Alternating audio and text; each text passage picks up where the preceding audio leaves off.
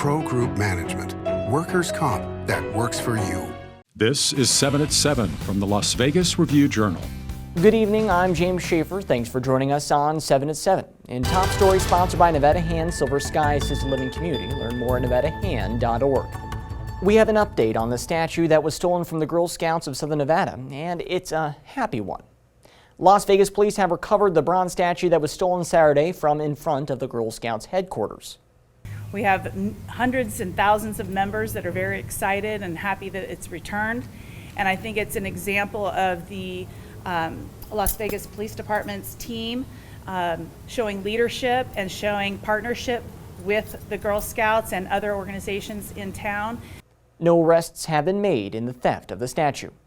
As the death toll of wild horses rises at a Bureau of Land Management corral in Colorado, Nevada Congresswoman Dina Titus is asking the Interior Secretary to stop Mustang roundups and investigate conditions at holding centers in Nevada. Review-Journal's Renee Summerhour has more. And officials with BLM suspect an influenza-like virus is responsible for the deaths at a facility in Colorado where 140 wild horses captured on federal lands have died in the past 17 days. And although other horses have been captured because of wildfires, BLM announced it is increasing the number of roundups of wild horses and burros in Nevada and other western states this year. Titus and other Democratic representatives are urging the stop to future roundups resulting in death, not just from illness or wildfires.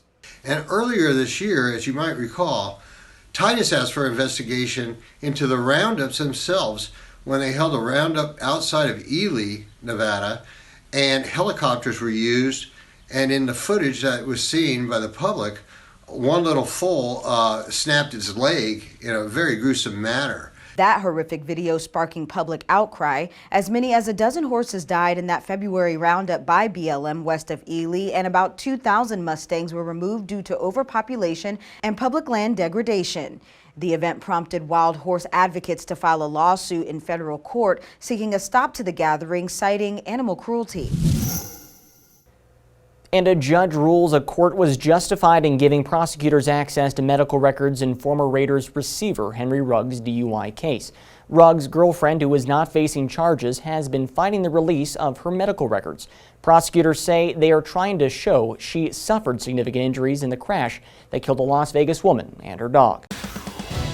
In weather, sponsored by Star Nursery, your garden's partner for every bloomin' thing. Mostly sunny conditions today as we see winds die down. Cloud coverage will decrease as we get night side. Overnight, we will get as low as 57 degrees. Looking ahead to the rest of your week, triple-digit degree heat is coming Sunday as we hit 100 degrees for the high. Lows for us will be sticking around the 70s. In health, sponsored by Boulder City Hospital, we're here for you when you need us. The Trauma Intervention Program of Southern Nevada, or TIP, needs volunteers. The nonprofit plans a 36-hour training academy in June due to an increase in calls for those who can respond to scenes of tragedy. Here are some of the qualifications needed to participate. TIP also teaches people about emotional first aid and skills needed in the immediate aftermath of a disaster. For more information, visit the website on your screen. And breaking today, Governor Steve Sisolak orders all U.S. and state flags at state buildings to fly at half-staff. This is to honor the more than 1 million Americans who have died from COVID-19, including more than 10,000 Nevadans. The flags will fly at half-staff until sunset on Monday. Earlier today, President Biden issued a similar directive for federal buildings. In business, sponsored by Bank of Nevada, Bank on Accountability, Wynn Resorts posted record first quarter earnings in Las Vegas and Boston. Revenue was just over $953 million. That's up 29% from the first quarter last year. These numbers have executives remaining confident that Macau figures will also rebound. And the long-delayed renovation of the Las Vegas Convention Center is back on the schedule. The project, budgeted at nearly $600 million, is now slated to begin in March of next year and conclude in 2025. They'll start some construction on what basically amounts to a climate-controlled corridor along the edge of each of the halls in the convention center. That way, people who are attending conventions don't have to go outside whether it's too hot or too cold. The project will be paid for with bonds backed by the LVCVA General Fund. Sports brought to you by Station Casinos STN Sports. Download the mobile app today. The Raiders 2022 schedule is out, and the Silver and Black will open things up on the road against the LA Chargers at SoFi Stadium on September 11th. The home opener at Allegiant Stadium is set for September 18th against the Arizona Cardinals. In some of the highlights, they will face their division rival Chiefs on Monday Night Football on October 10th. In Week 14, they have a Thursday night road game against the Super Bowl champion Rams, and the following week, they will face McDaniels' old team, the New England Patriots, on Sunday Night Football. For all your information on the Raiders 2022 schedule, head over to VegasNation.com. Sports betting brought to you by the Las Vegas Paiute Tribal Smoke and Cigar Shop. 5 weeks into the Major League Baseball season, the Arizona Diamondbacks have been the most profitable team for bettors on the money line, and the Los Angeles Dodgers have earned their backers the most money on the run line, with all 20 wins by 2 runs or more.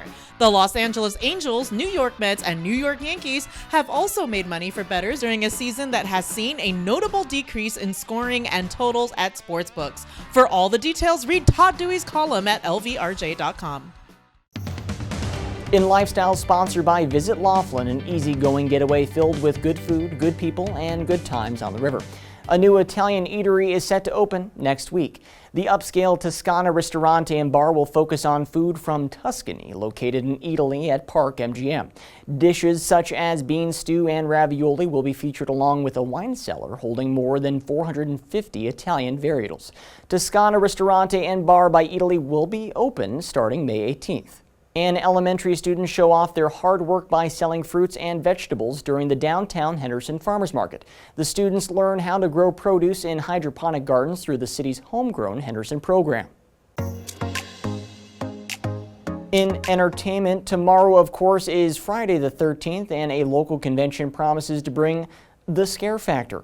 The FAIRE Music Festival and Horror Convention makes its debut on Friday at the Rio. The festivities include dance crews, a film fest, and a special effects makeup battle. Tickets start at $40 and are available at eventbrite.com. Thank you for watching 7 at 7. If you have a Roku device, just search Review Journal to download our channel. Watch Las Vegas breaking news streaming live on your OTT device. We'll see you tomorrow for more 7 at 7. Review Journal Studio, sponsored by Adam Kuttner. Get the maximum settlement as quickly as possible. This 7 at 7 update, sponsored by Pro Group Management. You're watching 7 at 7 from the Las Vegas Review Journal.